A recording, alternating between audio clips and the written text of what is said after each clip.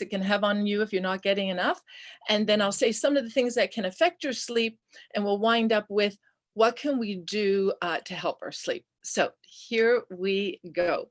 So the first slide, which this happened last time, which I think, how did I do it last time? I think I just, there we go, clicked on the main one. So the importance of sleep. Humans, like all animals, we need 4 different things. We need to have sleep, food, water, and oxygen. And if we miss one of those things, we cannot be healthy. For humans, it is a vital indicator. I think in the past, we kind of would wear a badge of honor if we said, oh, I only need 5 hours of sleep, or I can get away with 6, or we used to almost think people were lazy if they slept too much. Yes, you can sleep too much, which we'll talk about tonight, but sleep is more important than we've ever thought. And the science is backing that up stronger now than ever. We spend 1/3 of our lives asleep. So there was a time when people would quote unquote say, I'll catch up on my sleep after I pass. But sadly, that is not what we want. We want to get our sleep now, but we want it to be deep and we want it to be well. We humans are the only species who deprive themselves of sleep for no apparent reason. I like putting cute pictures in just to get you awake. And they look adorable, but we are the only ones. The rest of them just sleep. If you've got a dog or cat in your house, my word, they can sleep like 23.5 hours, except for when you're walking them and maybe they are eating. You wonder how they do it. And we expect to get away with very little sleep. So here's just some statistics for Canadians. More than 50% of women have trouble getting to sleep or falling asleep. And I think the numbers are higher than that, really. And almost 43% of men, I'm not sure what's going on there. Almost half of Canadians don't find their sleep refreshing. That's a huge number. Think of the population of Canada, and 50% of people think that their sleep is not refreshing. What is insomnia? Insomnia, when people say, I have insomnia, sometimes we use that loosely, and maybe you don't, but insomnia means that you've had disrupted sleep for 3 nights per week for at least 3 months. When it gets to be that chronic, that's when you have to really take note of it. But until then, try to do some of the things that I say tonight before. Sometimes people will go to medication and things like that. Let's try to get your sleep better with the things we're going to talk about tonight. But just to have some signs that you may need more sleep in case you're yawning, and maybe I'm happy I can't see all of you right now. That might help me. No yawning because it's contagious. So if you're going to yawn, look away from the screen. Moodiness, fatigue, irritability, depressed mood, difficulty learning new concepts, forgetfulness, inability to concentrate or a fuzzy head, lack of motivation, clumsiness, very important when we get older. You do not want to lose your balance. Increased appetite, carbohydrate craving is huge, and reduced sex drive. So sometimes we'll have some of those symptoms and we'll think there's something else. And maybe we have to take a look at our sleep and maybe go to one of the most basics of all life. Whoops, sorry. Oh, now I've gone ahead. I don't know how. Oh, I can't go. Oh, it's working now. Okay. Signs of poor sleep. And our children too. This picture actually made me feel sleepy looking at all these little ones. But when children don't get enough sleep, for all the moms and dads out there, oh my goodness, hyperactivity, they actually get pumped, and we actually can do that too. Irritability, concentration goes down. They can't learn. Their grades will suffer. Trouble waking up in the morning. We know that with children. Falling asleep at school, sleeping longer on weekends, and more injuries. I remember when I was in post-secondary and I was actually moved back home to Aurora. I didn't like living in Toronto, and I was living up here, and I'd catch the bus really early in the morning. My class had started at 8.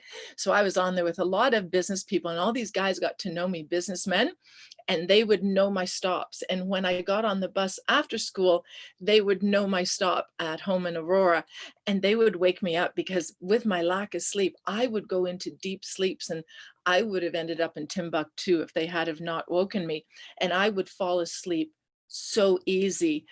Those who know me from school, sometimes I'd wake up in the middle of a lecture and I'd have Smarties all around my chair, and that's because my friends had thrown Smarties at me trying to wake me up in the middle of class. So that's an awful way to be. Now, some of the side effects that we can get, We can be just like those children: irritability, lack of motivation, lack of concentration. The list is there. And sometimes just take a peek at that list and we may think it's something else. And what do we grab? We might grab caffeine or we'll grab sugar to try to make us feel more alert that day.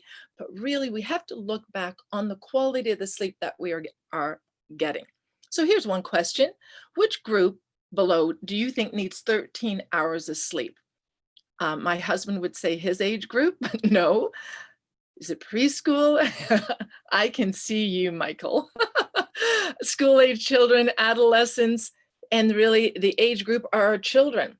But there's a graph on how many hours of sleep we need. So look at your age group and think, do you get that? And I'm not saying how many hours do you spend in bed, because restless sleep, moving in the bed, wakeful, that's not deep sleep. This is really deep sleep. Now, I will mention later that yes, you can get up once to go to the bathroom, as long as you can go back into bed and fall asleep pretty quickly. When you look at those 12 to 18-year-olds, they actually do the best in scientific studies now with 9.5 hours sleep. I would say to my young clients coming in, take the hour that you have to wake up and back it up 9.5 hours. Oh my goodness, there's no way. But we can't function. And anybody on this call who has had a sleeping problem and now is sleeping better, they will contest that it's a whole different world that you are living in. So what can challenge your sleep? By the way, I love dogs too and cats. So got to keep it a little bit light to keep you people awake out there. So I just love that picture, actually. So what can challenge your sleep? Here's a question. What do you think is the underlying one cause, the principal cause? Maybe all of these may cause insomnia, but if you were to pick, which one do you think is the principal cause of insomnia in people? Is a lack of exercise, eating too much food, being overweight, anxiety, drinking caffeine or alcohol? It's actually anxiety. Anxiety is huge out right there right now, especially with what we're going through, a lot of anxiety and depression, and that's having a negative effect on our sleep. Having said that, there are some people through all of this who are actually sleeping better. They're tired and wired. What does that mean? Have you ever felt that you're just so awake that you're exhausted, but you can't fall asleep? You're wired but tired, it's called. And it means you're living in a state of stress, and that stress can be in a form of anxiety. And when you're living in a state of stress, you're actually in fight or flight mode. Those who have heard my stress talk, we do a whole hour on 2 hours on what is fight or flight. That's your body having perceived stress. And what is stress? Stress is imagined or real. So it can be your thoughts taking you stressful, or it can be something really happening in your body that's stress, whether it's a dis-ease or an injury or something like that. Doesn't matter whether you're thinking about it or whether it's really stressed on your body. It puts you into a flight or fight. You are going to feel exhausted, but you can't sleep. If you feel like that, just put yes in the comments that you are exhausted but almost too tired to sleep. We might get to a thing where I say you need to catch the 10 o'clock train. If you don't catch the 10 o'clock train, you'll have to catch the 2 a.m. train. Keep that in your thoughts. And this is why, because during the day, we have hormones in our body, and our body is driven by hormones. And there's two specific hormones. There's this hormone we're talking about now, it's called cortisol. That is your stress hormone. So when you are in a state of stress, imagined or real, your cortisol goes up. People know that when you're under a state of stress, imagined or real, your heart rate goes up, your blood pressure, your norepinephrine, your adrenaline, all these hormones go up, but your cortisol goes up also. You'll notice in the middle of that picture that the cortisol is high. For you to wake up in the morning feeling really good, your cortisol needs to be high. And during the day, your cortisol will go down. There's actually two hormones working adjacent to each other. When your cortisol is high, your tryptophan is low. And that means you can wake up, and through the day, they gradually change. So for you to fall asleep at night, your cortisol needs to be low and your tryptophan has to be high. But if you're in a state of stress, you can see how that cortisol is going to stay high all day. And if it's high at night, you can't fall asleep. We are driven by our hormones. And if we don't honor our hormones, and if our hormones are not in the right balance, we can do everything we can try to do to get the results we want, but you won't be able to fall asleep. And the interesting thing is all of these hormones are driven by light. They're driven by light. When you look at your eye, you have a little black pupil. Yes, that black pupil is actually a hole. And when sun hits your eyes, it goes through that black hole to back into your brain to your pineal gland. And that's what does these hormones for you. That's why it's so important to get in sunlight when you wake up and at nighttime to be in darkness. I'm in a room that used to be one of my daughter's bedrooms before, and all my children's bedrooms, I always had a dimmer switch on them. So at nighttime, especially in the summer when it's bright so light, I would start dimming the house and dimming their bedrooms because it's that light going into your eye that will help you fall asleep. We'll talk more on that later. Heavy meals at night. So here are the things that can disrupt your sleep. I think we kind of know that heavy meals do, but why? Well, sometimes people say I get indigestion, I get GERD, I get reflux, and that is going to irritate me and make me stay awake. But also we have to understand that when you fall asleep, there's things that stop and there's things that start. And when we're sleeping in our bed, digestion shuts down because we're not supposed to be eating in our beds. So digestion slows down. So if you eat too much too late, and then your body goes into digestion mode, your body can only do so many things at one time. When we're sleeping, we think our body's doing nothing, but really when we sleep, we're detoxing. When we're sleeping, we're making growth hormones. When we're sleeping, we're repairing. Your body has a lot of things to do. Also, when you're sleeping, your brain is being cleared out of this protein, which can drive you towards Alzheimer's, believe it or not. So all these things are happening in our bodies when we are asleep. And if we eat too much too late, then your body goes, shoot, I can't do what I was supposed to do because now I've got to go over there and start digesting this food. And if it was too much, it's going to take many hours. If it was high in fat and protein, it's going to take more hours. If you're over 50, let alone 60, then our digestive juices are less. It's going to take even longer to digest that food. Have you ever found that you wake up in the morning and go, I'm not hungry? Sometimes you're not hungry because your body just finished digesting all that food and you're actually exhausted. So research shows that people who often eat high fat foods not only gain weight, because when you eat that food at night, we give our body food for fuel. It's like putting gasoline in your car. And when you run your car, your gasoline gets used up. But if you filled up your tank and parked it in your garage for the night, you don't want that gasoline to be gone in the morning. We want it to all be there, and then we'll use it up through the day. Same thing happens to us.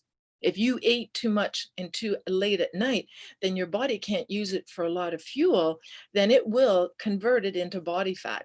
Darn. A heavy meal can also cause indigestion and all those things that can disturb your sleep. Yes, we are going to talk alcohol. Hide your wine glasses because alcohol can affect your sleep. Alcohol may make you feel like you fall asleep easier. And if you feel that way, a lot of people say, Sean, but yeah, when I drink and have a little nightcap, I fall asleep better.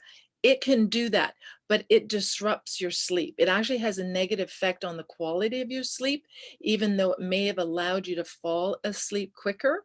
So alcohol may help you fall asleep, but you may experience frequent awakenings, less restful sleep, headaches, night sweats, all the women on here with hormones and hot flashes. You don't want anything to make that worse, and you can have nightmares. Alcohol is actually a sedative, and sedation is not sleep. Those are two totally different things. If you're sedated, you're not going to get all those things we need to when you're sleeping, which is the growth hormones, the detoxing, the repairing. You are just in a state of sedation. And alcohol blocks you from having dreams and your ability for your memory, your consolidation. I think we forget that at night. So here you're listening to me now, I hope, and you're listening, and everything that happened to you today, everything you saw and smelt and felt and learning tonight, when you go to sleep tonight, your brain, it has it all in there. It sort of lines it all up in the right files.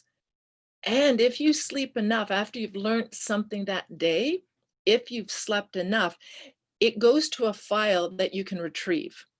So if you sleep enough the night after learning something, you will remember it better. If you don't sleep, and all the students on here, or even moms and dads taking, night courses, and you don't get enough sleep, you can't find that file. I didn't learn that until many years later in school, and it made such a difference. Can fluids bother us? Yes. You don't want to be drinking too much. And I think we already know this. This can affect your sleep. Staying hydrated through the day is beautiful, but many people can't drink right before they go to bed. And if your sleep is interrupted with frequent trips to the bathroom, that is going to have an effect on all that repair and sleep hormones and detoxing. You can wake up once, like, don't worry, if you wake up once and you can get to the bathroom and to come back to bed and almost forget that you did that, that's not going to have effect on you to sleep, especially if you can make a clean path to the bathroom. Don't have it where you're going to trip over something, because I would like you to keep that path as dark as you can. If you have a night light on, that can even be disturbing for some people. Remember, as soon as the light goes into your eye through that iris to the pineal gland, it's telling your brain to flip those hormones. And right now, you're trying to sleep and the tryptophan is high. But if too much light goes into your eye, it will flip, the tryptophan will go down and the cortisol will go up, and you'll wonder why you can't fall asleep. So make that trip to the bathroom as dark as you can.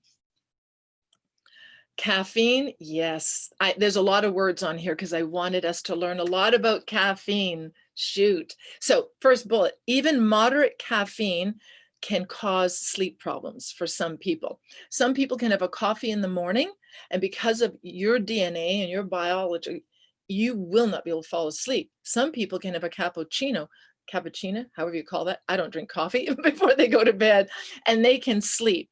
Everyone is different. Your spouse could be totally different than you. You could change over time.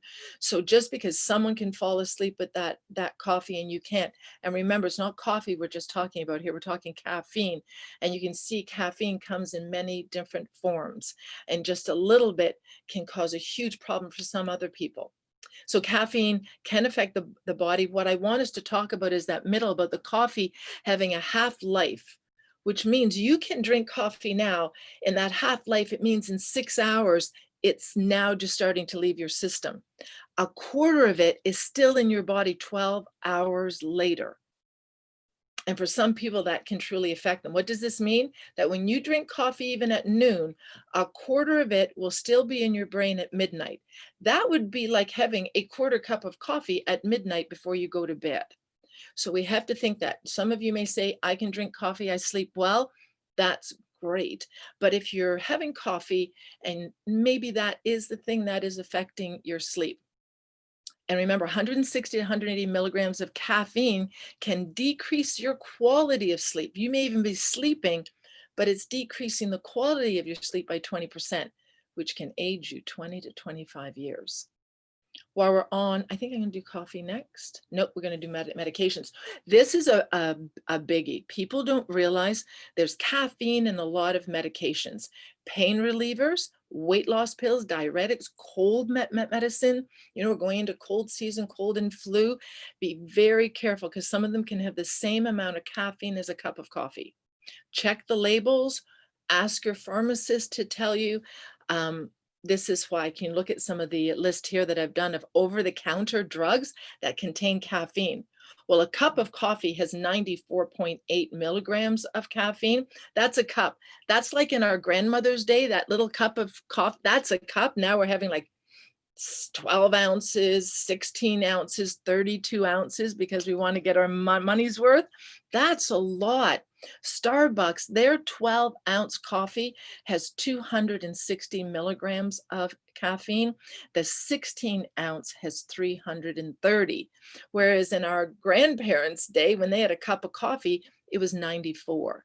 So you can see some of these medications can have a lot of caffeine, and on some people's body, it can really affect their sleep. Blue light, we must talk about it now. The blue light is from your computer right now, and blue light's having a huge effect on our sleep. So the blue light, you can raise your hand if you know about things like F.lux, all these programs you can put on your computer, which I have on my computer also. It's these programs you can put on your computer, your laptop, your telephone, and your telephone, I just aged myself, your iPhone. You can put these on your phones, and I would say do that, write it down on a piece of paper right now. So when I'm working on my computer, and right now the sun is setting around 5:30, my computer starts to jiggle a little bit and it's changing its color. What it's doing, it's taking the blue light out. Remember I said we are affected. We set our hormones by the light going through our black iris of our eye, going to the pineal gland in our brain. It's the blue light in the light of sunshine, which is full spectrum. It's the blue light that has the biggest effect. And the blue light can be very powerful through our computers, through our iPhone. And you can see how bright these lights are when we're on the phone at nighttime. So put your computers and everything, put your children's computers and their iPhones on this. It will make a huge amount of difference. You will have less REM sleep, which is a really important part of your sleep if the blue light hits your eyes. So hopefully those who have not got that will do that. If you can take one thing away from tonight's talk and do it, then I know this talk has been successful. And maybe this is the one thing if you have not done that yet. So back to our little puppy here, let's talk about some helpful hints. So we talked about things that have a negative effect on our sleep. There's a lot more, but those were just the ones I wanted to speak of tonight. But let's talk about things that can help our sleep now. Well, here's a question. Is it beneficial to exercise later in the day or right before going to bed? A lot of people do because of our schedules. We just cram so much into our day that later in the day and just before we go to bed may be the only time that we can sleep. And actually, no. You want to exercise earlier in the day. Exercising right before bed can hurt you because, well, there's many reasons why, but we're going to talk about body temperature here. When you exercise, your body temperature goes up. For you to sleep deep, your body temperature has to be down.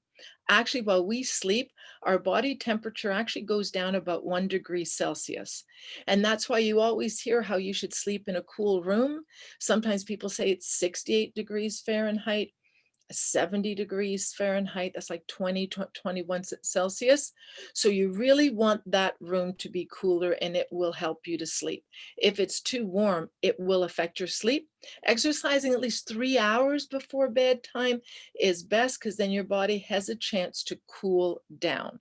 So again, there's other reasons why, because of your hormones and that, but I just wanted people to understand it's that temperature thing too.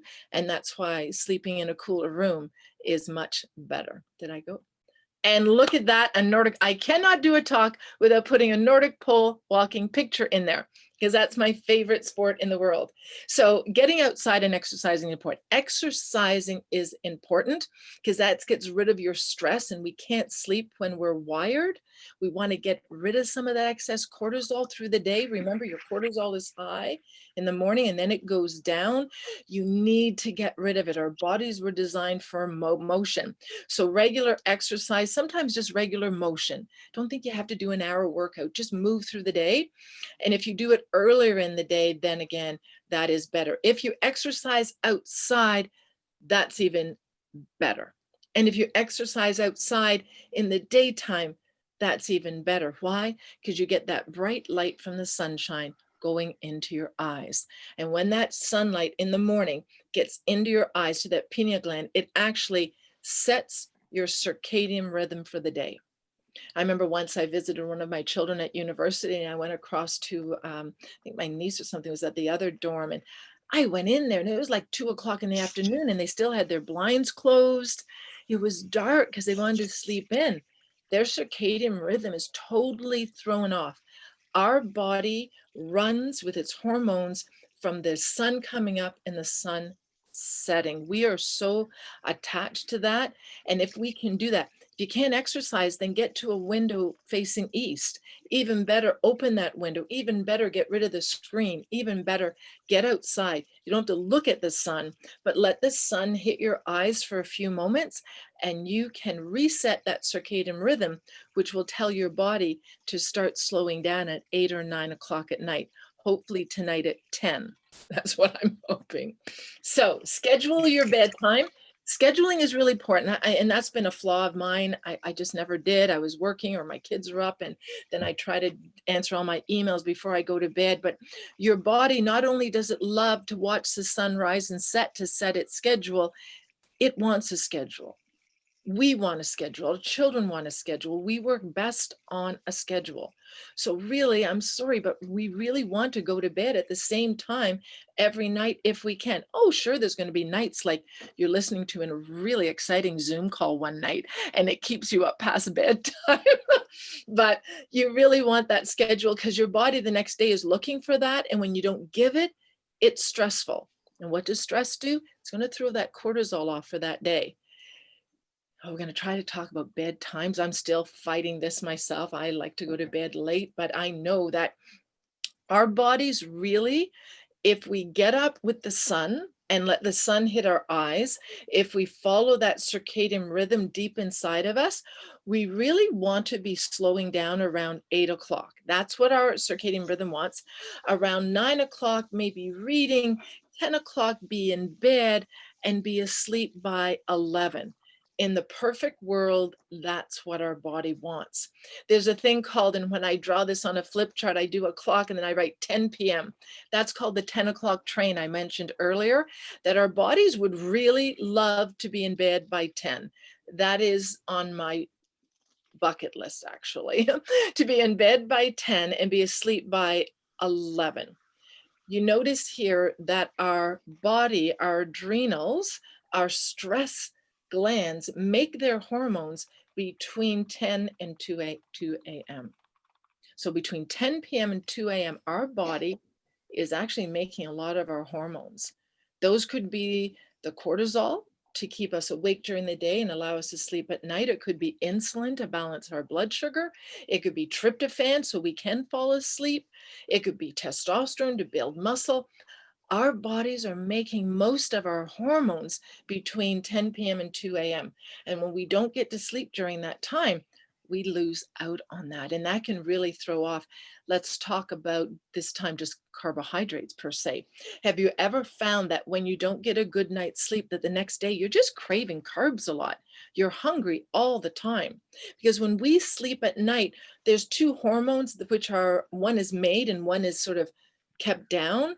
We make leptin, but our ghrelin is down, and we want that. So that the next day, leptin is the hormone that allows us to feel satisfied with a meal, and ghrelin makes us hungry. So if you don't get enough sleep, they can be cockeyed, and that's why you crave more food the next day. That's why you crave carbohydrates the next day, because we haven't made the hormones that we were supposed to for the next day. Our sleep is more important than we thought. I've always thought, well, I thought years ago, as people said, Sean, are you ever going to write a book? And I go, no, not planning on it because I will footnote myself to death. But I always said, if I ever wrote a book, maybe I'll write a book called The Sleep Diet. A doctor wrote a book called The Sleep Diet, just trying to get more sleep. I had a client of mine just through COVID because he had a job where he was up very early in the morning and then he would exercise really crazy. And because of his job, he wasn't working. So I just said, why don't you just let your body sleep? So at the beginning, the first 3 weeks, he said, Sean, I can't believe how much I'm sleeping. I said, your body is just trying to set your hormones. And then he got into a rhythm where he got to wake up, with the sun. And he lost 27 pounds in 4 months without changing much except for his sleep.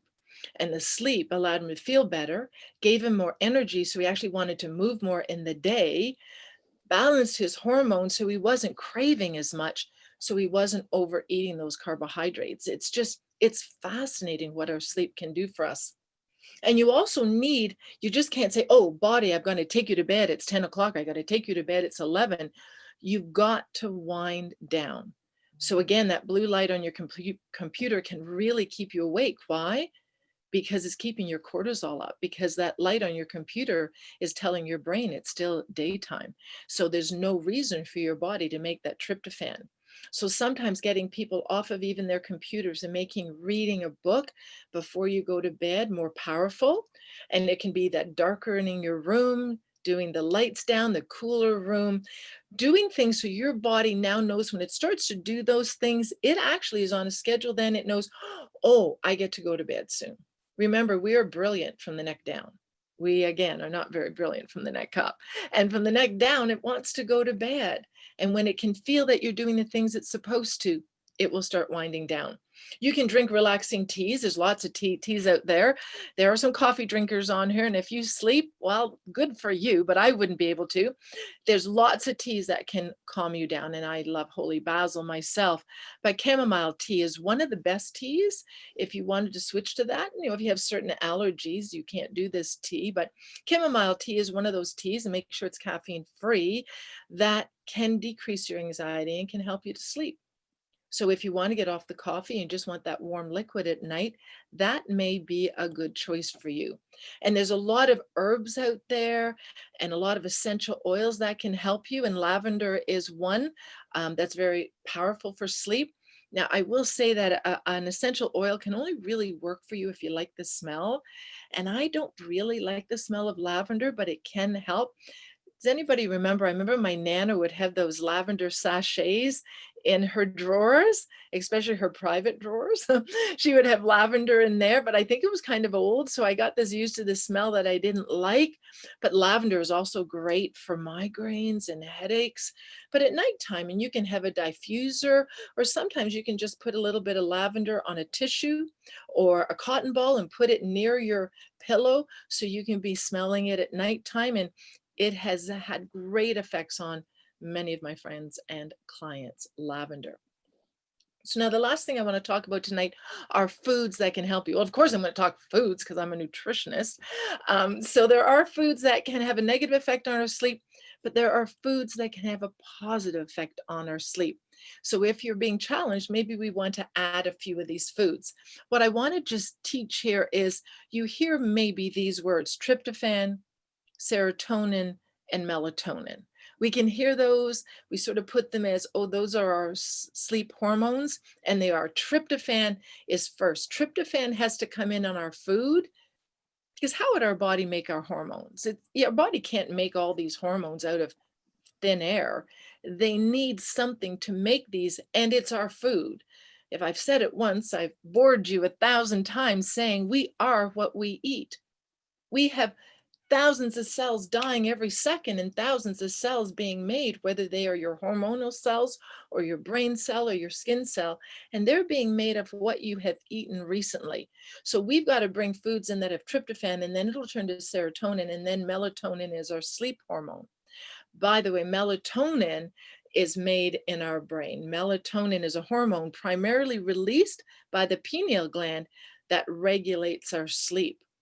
And our body makes melatonin when we sleep. And it's also made when we exercise and things like that. So tryptophan is the beginning one. It's an amino acid that's important for the production of serotonin. And people cannot make tryptophan in their body. So again, we have to find it in our foods. And right now, kind of think to yourself, what foods do you think make tryptophan? What are those foods that we could be eating? And it's not Pop-Tarts. It's not chocolate bars. It's not French fries. These are some of the foods. So here's just a quick list, and I'll talk about some of them a little bit more in detail. You've often heard that turkey at Thanksgiving can make you fall asleep. Well, not really. It's the amount of food that you ate at Thanksgiving that made you fall asleep, because if you eat too much food, remember from here up, I love to eat all this food, and from here down went, are you kidding me? I've got to digest all that food, and it is exhausting. So by the way, if you eat food and you are tired after you eat it, that's wrong. It should give you energy. So if you are tired after a meal and want to fall asleep, one of a few things happened. You ate too much, or you ate food that your body might be sensitive to. It's quite a fascinating thing, but we're just talking about turkey there. You can do beef if you're a meat eater, pork chops if you're a meat eater, firm tofu, fish, soybeans, really important.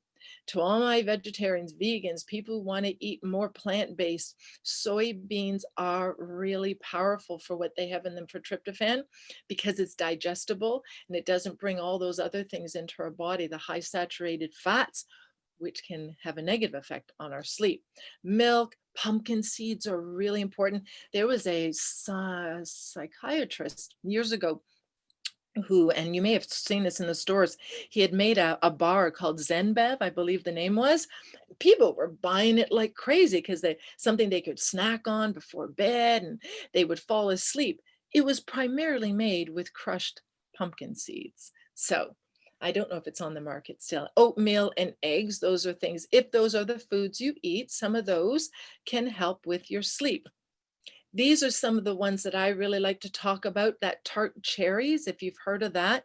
Cherry juice can increase the time and your sleep efficiency because it increases the ability for your body to use that tryptophan. It also reduces inflammation. Some of the things that can keep us awake at night can be like restless leg, and that is inflammatory or a lack of magnesium. It can be that you're snoring. It can be that you have sleep apnea. It can be inflammation in your body causing pain. Pain can wake us up. So anytime that we can bring things into our body that can help with tryptophan, but can also be anti-inflammatory, that's important. Sugar is inflammatory. Our fruits, vegetables, and berries are anti-inflammatory. So if most of us are inflamed for some reason at some point, and most diseases are inflammatory in nature. So bringing things into our body that are anti-inflammatory can help with everything, including our sleep. Kiwis is another one that people talk about. I can't remember the last time I had a kiwi. Remember, just you can do organic, that's good, but you cut them in half and you just spoon it out. What a beautiful snack. So that's a lovely one. And there's our soy again. People really got scared of soy. We've sort of put soy and cancer in the same sentence, and that's been debunked. It actually never was proven, but there's a whole story behind that. And actually, when I first started my practice 37 years ago, we demonized soy. I thought it was the worst thing. And it was funny when I was at naturopathic college taking the breast cancer coaching course, and the teacher was a beautiful lady called Sat Duran, and she's written many books on breast cancer. And there was lots of doctors and nurses, and then all of us over here as nutritionists and the lay public. And she said, at break time, I'm going to be making a drink for you, and it's going to have soy based in it. And I just raised my hand as if I knew what I was talking about. And I said, I thought that soy increased cancer. And she just looked nicely at me and said, young lady, do your research. Oh my goodness. Well, I felt bad and sort of hidden my little seat there. And it took me about 10 years of reading and the science, realizing that soy is very good for that. But it's the isoflavones that compromise our class of phytoestrogens. So it gives us these phyto that fight for us, estrogens that resemble human estrogen. They're weaker, so they don't increase cancer, but they also help us to modulate our sleep. Every woman on this call who's got hot flashes and PMS, you know that that estrogen can have a negative effect on your quality of sleep. And now we're being told that soy actually can be beneficial too. Yay. Other foods are our omegas. Our omega oils are anti-inflammatory. And that's very important. Plus, they also involved in the regulation of our serotonin. And those who know me, they know that I love 4 supplements for most people, and one of them is omegas. And we can get them from our nuts and our seeds and our walnuts and our ground flax seeds and our fish if you eat it. But we need our omegas for that reason, and our nuts and our seeds. Almonds and walnuts, back to the pumpkin seeds, like I just told you about pistachios, they're very important for sleep. They contain melatonin as well as the magnesium, which allows our muscles to relax, to fall asleep, and zinc. Sometimes people often think about that magnesium, and I'm not telling you to do this, but sometimes I'll have my clients do just magnesium at night to help them sleep, a specific one. There's many kinds of magnesium. Some of them will give you loose stools. You don't want that, but you need a certain one. And the magnesium, sometimes people will put Epsom salts in a bath. Raise your hand if you've ever done that. You have a nice bath at night, you put Epsom salts. Why? Because they are full of magnesium, and your body can absorb a little bit of that and have a really relaxing effect on your body. So if you're thinking, well, what would be the healthy snacks? I don't want you to eat too much at night, but you can have a snack. These are some of the healthy snacks that you could have if you needed a snack. There's your nut butter. So you could do the pumpkin seed butter too. Almond butter, walnut butter on a healthy piece of toast. And I mean healthy, that's another talk. Real organic yogurt and tart cherries. So there's lovely snacks that you can have with foods on those lists that will bring in the tryptophan, which will help your body make the melatonin that it needs. All of you on this call know that I am such a lover of 4 different supplements. I do love my vitamin D, and here we are again. Not only is it powerful for our immune system, but research links vitamin D levels to sleep quality. Because vitamin D is not a vitamin, it's a hormone. And all of these hormones are working for us. And serotonin, melatonin, they're all hormones. And when we are out of balance with one hormone, it can affect all of our hormones. So having your vitamin D, know what your vitamin D is, know what your vitamin D level is, and make sure you're taking a high quality vitamin D, the right amount, and sometimes throughout the whole year, let alone right now, because we stopped making vitamin D mid-August, and we don't make vitamin D until next June. So if you're not bringing it in, you could run low. Probiotics, I love probiotics. And why? Because melatonin is produced in the gut also and in the brain. And if your gut is not healthy, it can't make melatonin. We never thought about that. There's our omegas again, higher levels of omega DHA.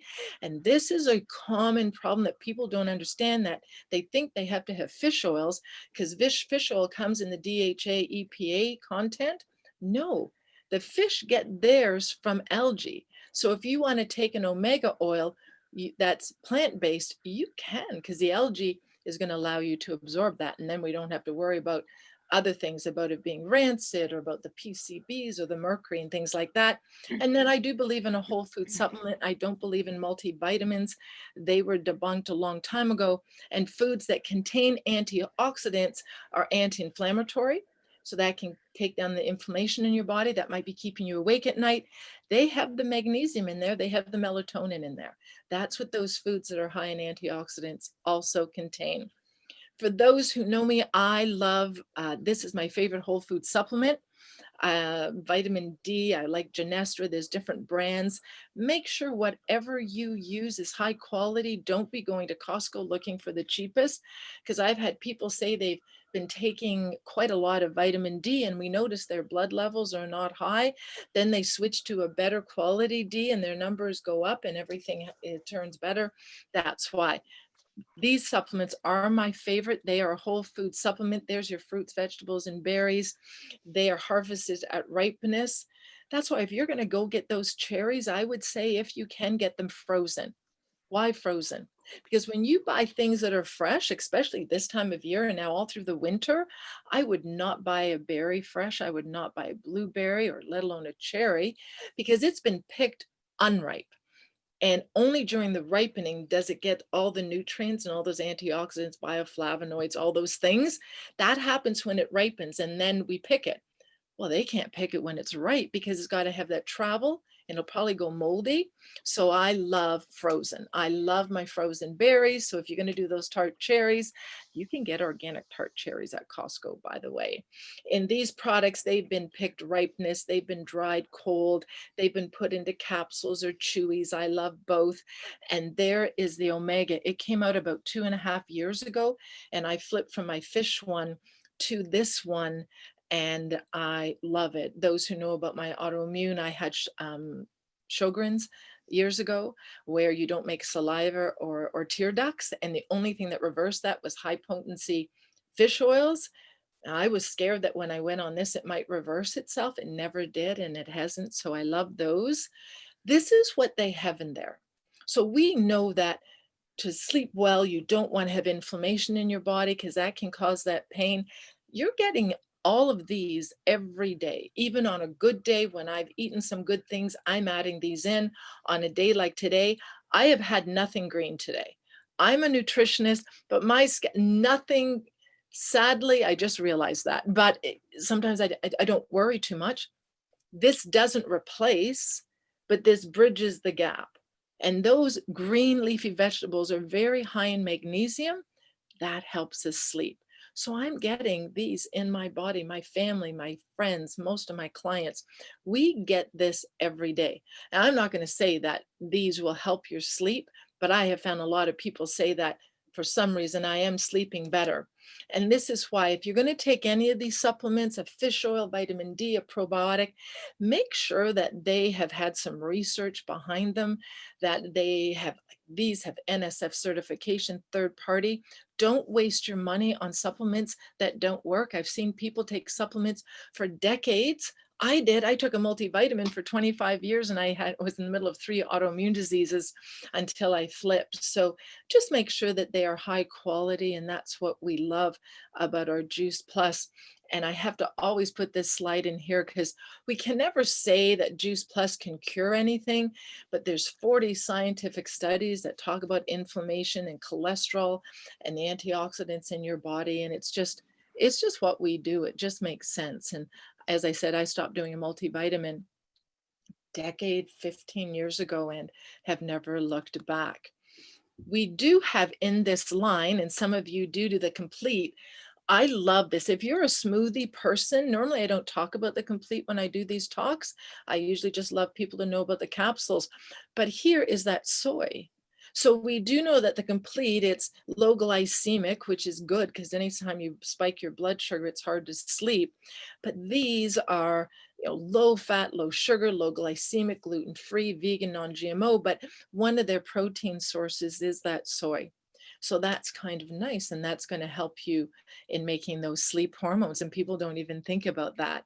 But sometimes you want that snack at night. And I gave you that list of snacks you can have. Well, how nice to have just a smoothie, maybe a naked shake it's called, where it's made with just a unsweetened milk or a water, because you're just thinking, I just want something. You've got something that tastes very good.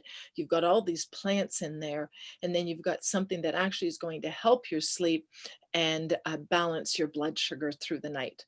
By the way, there's a lot of people who think that they're doing that intermittent fasting, which is lovely, where they might stop eating at dinner and not until the next morning. But be careful, that's not for everybody. If you're somebody who's watching your blood sugar and you might have that diabetes too, or hypoglycemia, if you go to bed hungry, you're going to wake up because your hormones are going to wake you up to go eat. So be careful, tread with that lightly. I do want to mention our tower garden, and why is the craziest reason why. Because this is, by the way, the one in the middle is a picture, but the other ones are my own tower garden. What I found and what I have found, notice the lights on these tower gardens. So my tower garden is outside all through the spring and summer, early fall, and then I bring it in and I just got the new lights, which I love. Those are full spectrum lights. And what I like about them is, on those dark days, and when I will go down to where my tower garden is, and that might be where I'll do my stretching or yoga.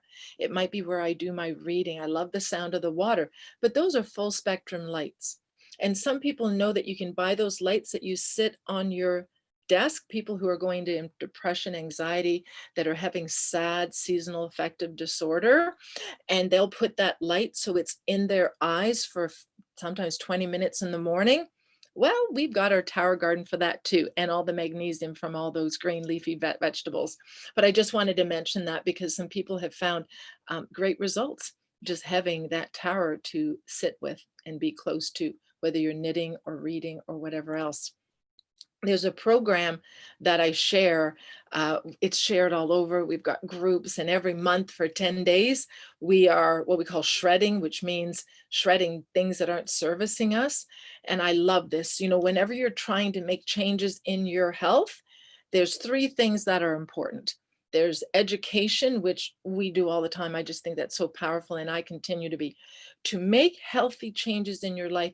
You have to stay educated because we just go back to our old habits so easy. So the education part is there, but then you're trying to change your diet. Well, what am I supposed to eat? Having recipes, having people give you guidelines. Well, what smoothie should I have? Well, you don't want a smoothie made with milk, with lactose, with things that are inflammatory. You want a plant-based. Well, there's a plant-based. And well, Sean, I take a multivitamin. Well, I don't want you to take a multivitamin. Here's something. So we can have the products that are there, but the recipes and knowing what to do with them. So education, knowing how to cook. We've got some chefs on here because I can see Michael. Michael, you're one of the few people I can see tonight. I love it. So you want to be able to know how to cook well because that's what's going to feed us. But then you want support. Because sometimes you can be educating yourself and you've got the recipe books there, but if you don't feel like you're part of something and you're reading people's emails or coming onto things like this, you can get very lonely and your dream stealers can come in.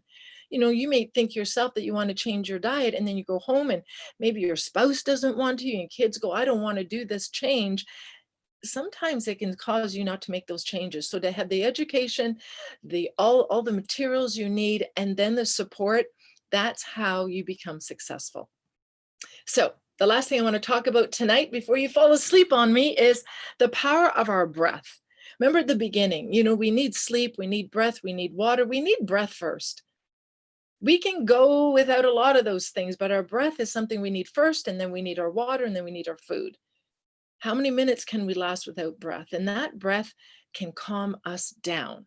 So at nighttime, when you've done your reading, hopefully off the computer, blue light on your computer, getting into your bed and you're trying to rest down, and maybe that cortisol is still high. These are hormone tests that we do for people, seeing if their cortisol is higher in the morning and if it does go down. And a lot of people we do call flatlining, or they're reversed. And if your cortisol, because you're wired and tired and your food hasn't been proper and your exercise and your cortisol is high, this is like the last time in the day you have a chance of doing something for yourself. And it's that breath. When you breathe deep, hopefully through your nose, if you breathe deep, the side of your bed, lying in your bed, put a hand on your chest, on your tummy, feel those deep breaths. When you wake up to go to the bathroom and get back into bed, your breath is so powerful to switch something we call your parasympathetic nervous system, which is that cortisol one, to flip to the parasympathetic. So 3 deep breaths or more, which I would love, can actually flip your whole nervous system. It's not like you say, well, I'm kind of tired or I'm kind of wired.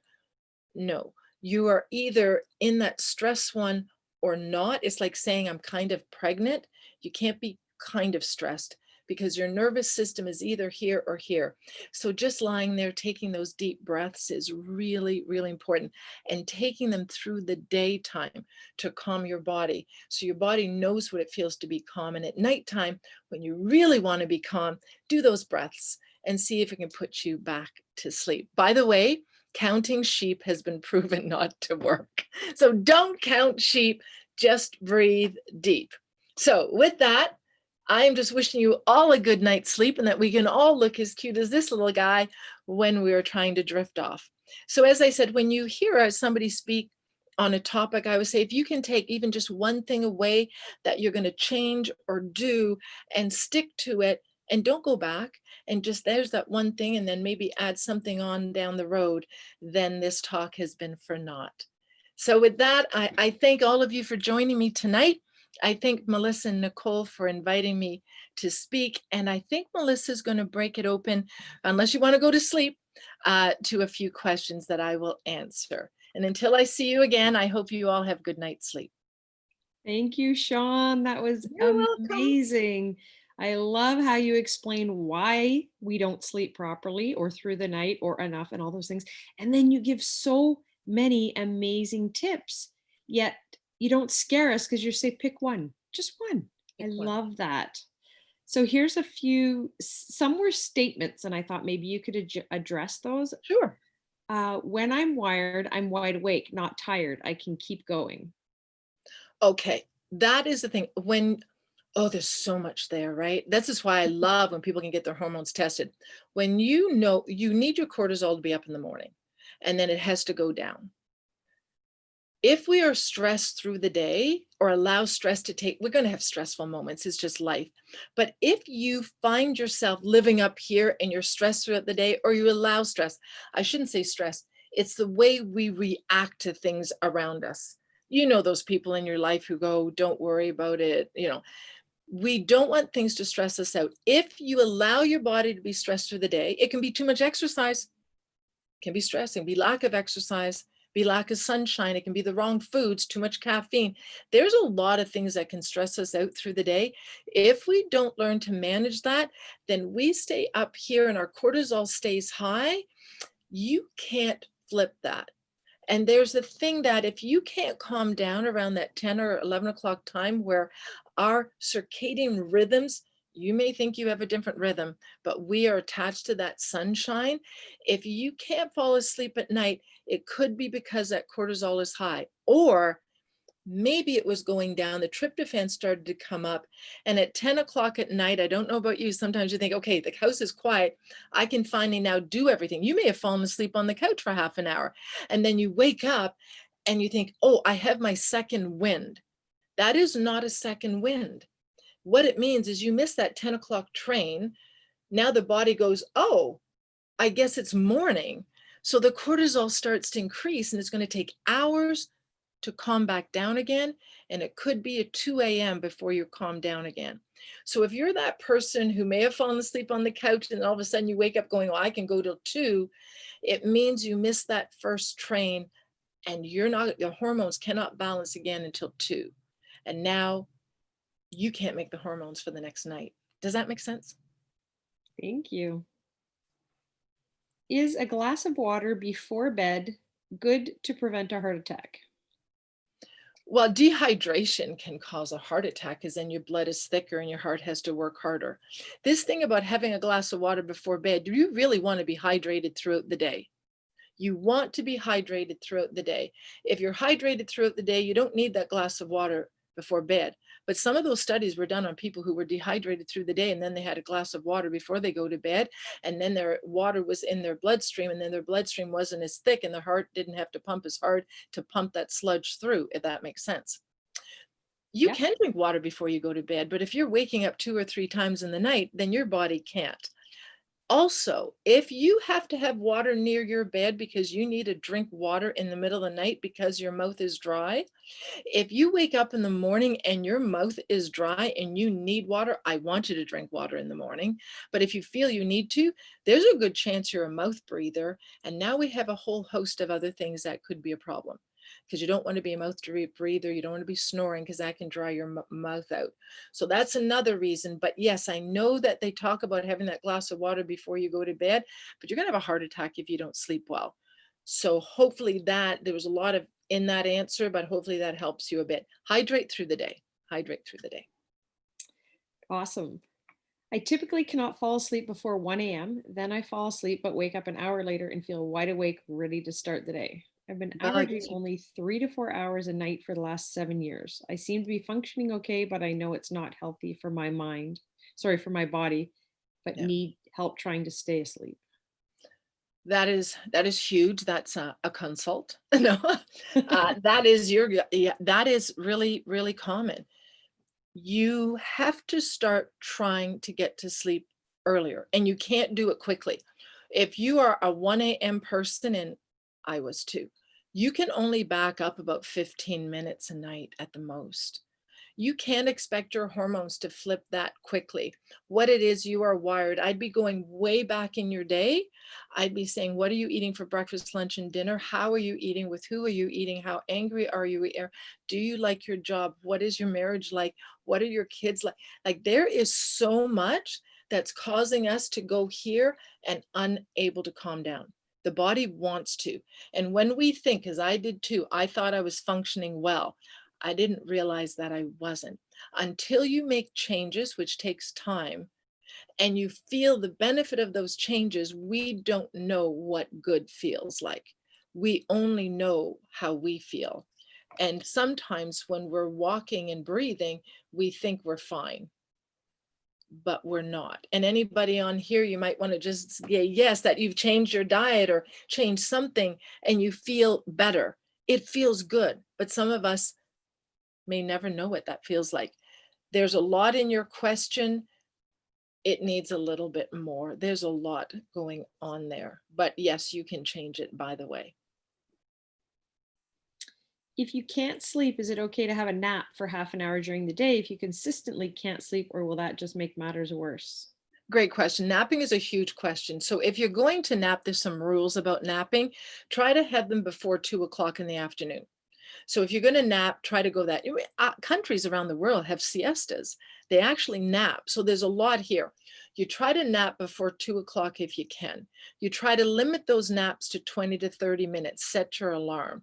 I have people who have practiced this and they can actually just close their eyes.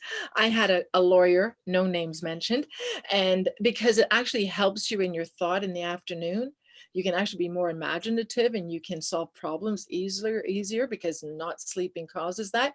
So he would actually have his secretary calls done, close his door, sit back in his desk. He could actually fall asleep for 20 minutes. He programmed himself. When he came awake, he was fine.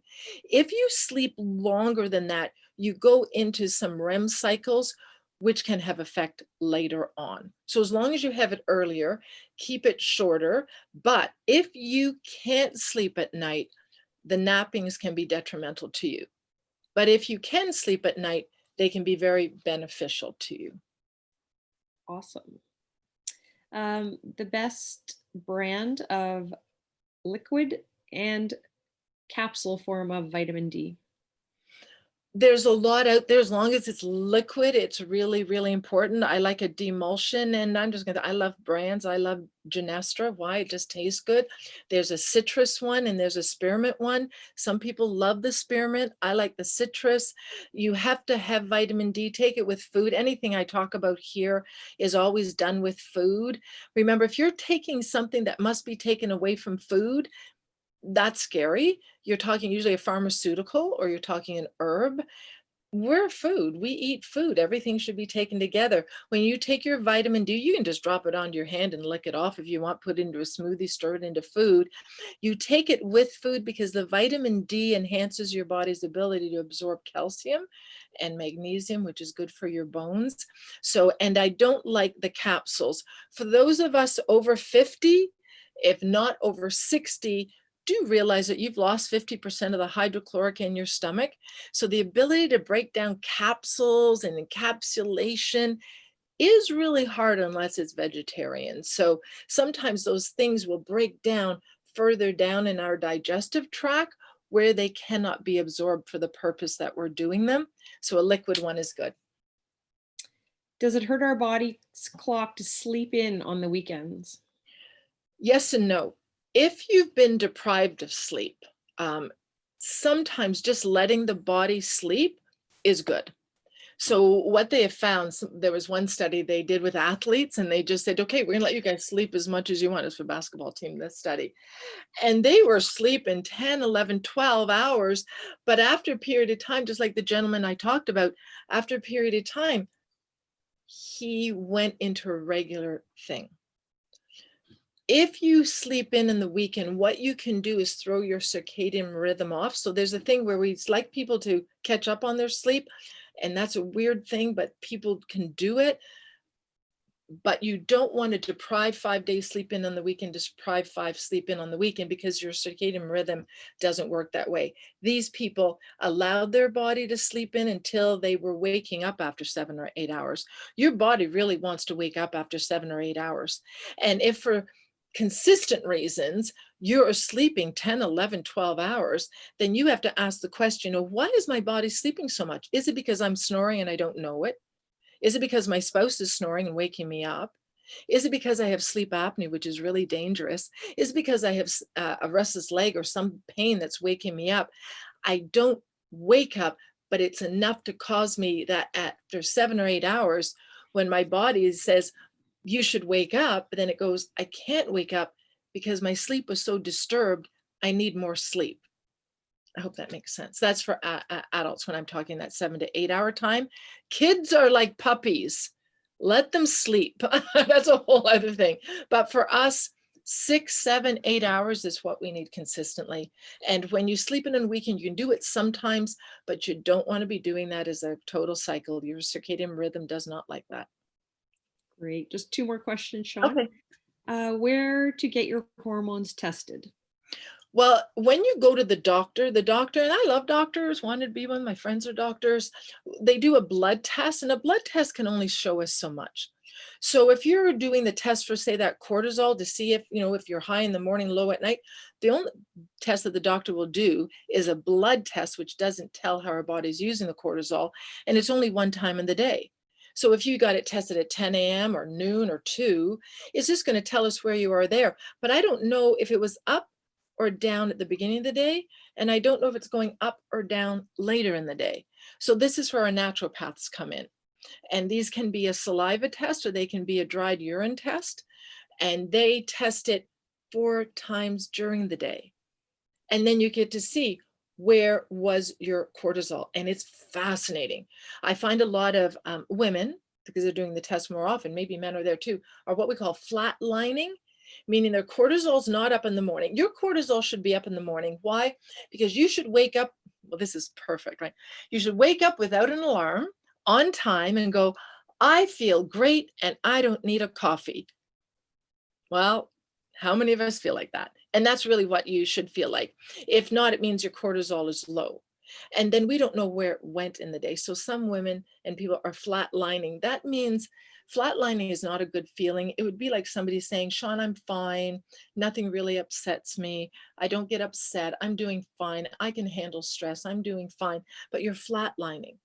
In life, we should get excited about things and enjoy things and get sad about things. Then you know your emotions are good. Flatlining is not good. And being opposite, meaning you wake up in the morning and you can't even open your eyes without a coffee because your cortisol is so low. So to know where you are is always the best way to know where you need to go. And is living in Florida full time all the vitamin D I need? I find yes. Yeah. Here's an example. Yeah. So this is where knowing your vitamin D is really important. So I had a client and she would always vacation in Florida. But because she'd be, that would be like what, March, April, May, whatever, they're down there, February. So she would be down there 3 months out of the year. And here, to make vitamin D here, you have to be out those 3 months of the year. You have to be out between 11 a.m. and 2 p.m. You have to have 80% of your skin exposed to that light midday with no sunscreen on.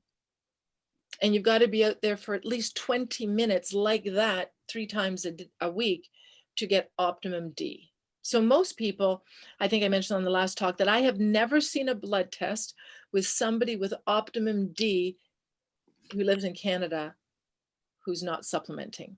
Now, when does she live in Florida? You are fine because the sun has to be right over your head for it to, and you're closer to the equator, so it is higher. So you should be fine. If you're I think you're fine. But to wonder, go get a blood test and just see, is that sun working for you? Great. Last question. Yeah. What about if you go to sleep late every night, but you wake up later each morning? If you still get those 6 to 7 hours that way, is that okay? Sadly not. Our circadian rhythm is with the sunshine. When sun hits your eyes, that is telling now your cortisol to even rise higher. So if you've got it it just doesn't work. Now, having said that, we've got a lot of night shifters. I deal with a lot of people with night shifts, so they're difficult to work with. When you come home, and it could be like the middle of the day, you've got to sleep with your blinds closed. Like, this is so much more that we could have talked about tonight. To sleep well, the room has to be dark. How dark should that room be? At nighttime, you should put your hand up in front of your face and you can't see it. Now you know the room is dark enough for your body to be making the hormones correctly. And that's why many times I'll have to put night blinds on people's windows. We'll have to put masks on people. There's some people that could have a stereo on the other side of their bedroom with that little red light. That red light is enough to disturb their sleep. It's crazy sleep. So you really it has to be dark, then you have to wake up with light. If you're waking up with light, but it really is morning light, and going to sleep in the dark, it's fine. For that person, you're going to throw it off. But if you're a shift worker doing that, then we have to work around that. And there's ways to work around that with your meal times, with your wake times, with how dark your room is. There's a bit to work on, but it's possible. but it's still detrimental to your health to work shift work. It just is, sadly. Well, Can we, thank you, Sean. no, can we end on a happy note? So if you breathe deep before you go to sleep, you'll be fine, and get some cherries. Lord. Thank you again, Sean. Thank you so much. An absolute wealth of knowledge, and just so generous in all your time staying on here even later with everyone. And thanks to all of you who stayed up past 10. So get off quick and go to bed so those hormones can start being produced. Thanks again, everyone. And if you have any questions about the Juice Plus products or the Tower Garden that Sean was mentioning, just reach out to whoever invited you. And you love these talks, just again, reach out to whoever invited you. We run these all the time. Have a great night, everyone. Good night. Thank you, Melissa.